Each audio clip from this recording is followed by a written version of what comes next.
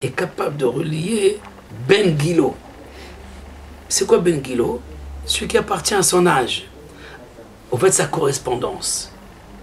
En d'autres termes, la main droite avec le pied droit. Mais le rapport que la main droite avec le pied droit, c'est pas le rapport avec la main droite et la main gauche.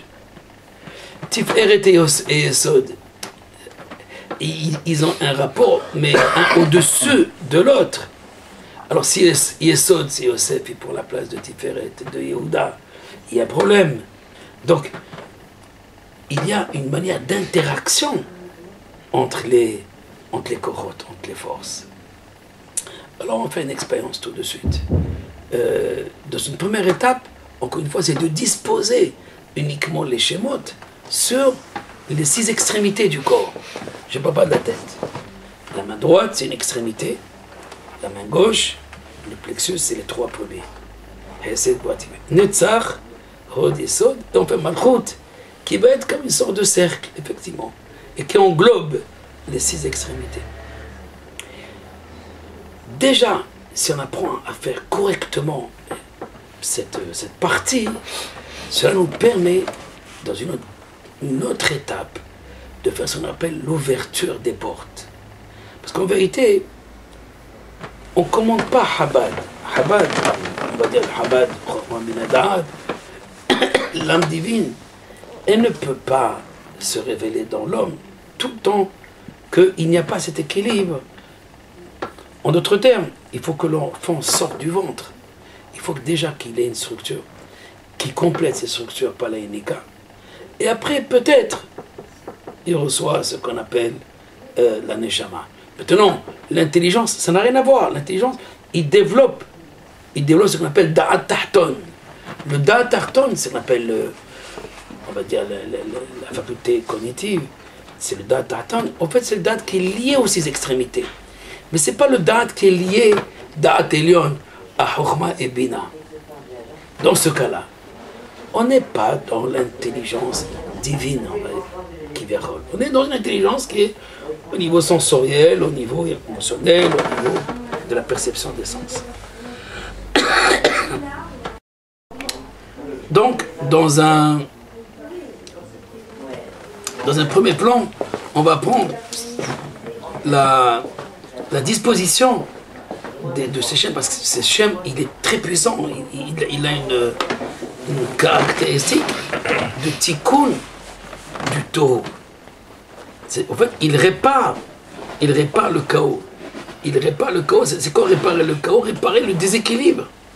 Même si par notre expérience et notre éducation, on a réussi chacun, grâce à l'expérience, grâce au coup qu'il a reçu, grâce à un rabbin ici ou un gourou ici, il a appris donc à plus ou moins maîtriser et sa colère, sa rigueur, son envie, son désir, etc. Mais reste que c'est pas une réparation dans le fond, c'est une réparation juste superficielle. Quand quelqu'un maîtrise, il maîtrise les sens, c'est très bien, mais la maîtrise des sens, c'est pas la réparation. Il faut que chaque chose retrouve sa place. Il faut que chaque élément retrouve sa place. Et s'il ne retrouve pas sa place, tôt ou tard, ça va surgir. Alors, le Shem Mab, c'est le Shem, le nom du Tikkun. Alors, on s'assoit bien, on est bien assis.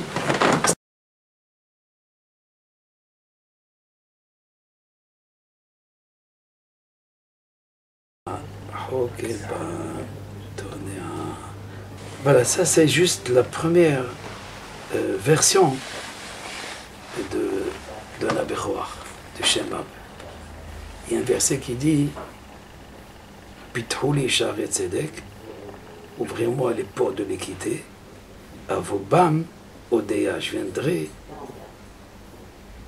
avec eux pour remercier Dieu. Odea. Le Zohar dit Avobam, c'est Shem Mab.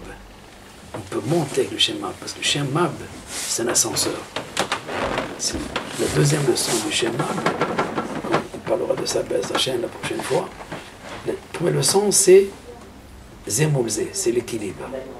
Mais en vérité, le deuxième, le la deuxième leçon de Shem Mab, dans le Hari, le Shem Mab, c'est un ascenseur, c'est une montée, une ascension. Avobam, on monte avec. Et donc le Bam, c'est l'ouverture des portes. C'est l'ouverture des portes. Et c'est par rapport à la Bria, parce que tout à l'heure, on était juste dans la forme des 7. Donc c'est la Yetzira. La Yetzira, c'est Vak, c'est Rav Sfirot, avec la 7e Malchut pour l'équilibre. Mais dans la Bria, hein, on rentre déjà dans la Neshama. C'est le monde de la Neshama. Et pour cela, il faut ouvrir des portes. Et toutes ces portes, ils sont là, à ce niveau-là de notre Metzach. C'est le deuxième aspect du Tikkun chez le Arizal aussi. C'est le Metzach. C'est les lumières du front. Alors il y a une autre technique, mais avec un autre vocable, d'autres voyelles, une autre vocalisation du Shem Mab. Il ne s'agit plus de Oméga. Chaque fois que vous voyez dans le premier nom, on a utilisé comme Oméga. C'est-à-dire Oméga, c'est quoi Oméga? Cholam Sheba Kamatz. O et A. Oméga, Udesa, Korea, Shotena, Botera, Sodega, Hoke, Batona, Yogela, Poseka. Le Ramat Validi, pour ouvrir les portes, c'est le Patah. Abega, Yetatz. Kera, Shetan, c'est le Patah. C'est la Chorma, c'est l'ouverture. Et donc, le nom va changer. Non, pardon, les voyelles vont changer seulement. Donc la vocalisation de ce nom change. Et le rôle, c'est d'ouvrir, au fait, toutes les strates, tous les éléments, toutes ces portes qui bouchent, au fait, le rapport avec ce qu'on appelle le supramental, au-dessus de notre donc de réveiller, de susciter d'une autre manière, non pas les organes, mais le cerveau, ou plutôt la neshama. Voilà donc pour notre premier cours sur le Shem. Est-ce que dans le travail que tu fais aussi la relation avec les canaux et les lettres?